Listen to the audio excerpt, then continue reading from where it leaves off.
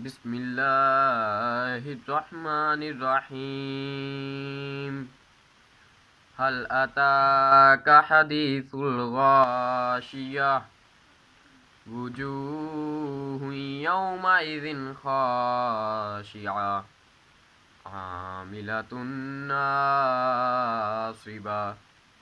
تصلى نارا حامية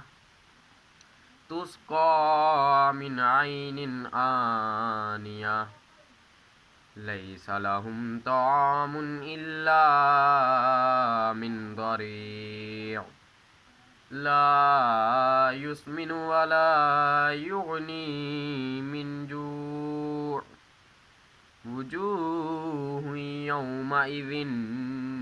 ناعمة لسعيها راضية في جنة عالية لا تسمع فيها لاغية فيها عين جارية فيها سرر مرفوعة وأكواب موضوعة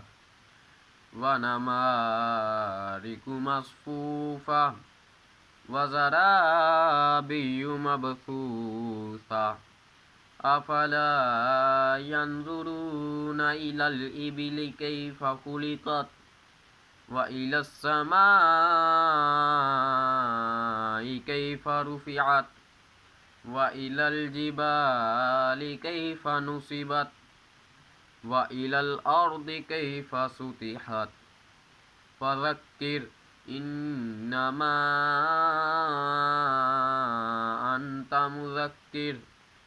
لست عليهم بمسيطر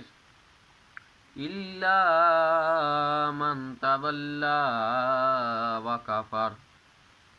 فيعذبه الله العذاب الأكبر إن إلينا إيابهم ثم إن علينا حسابهم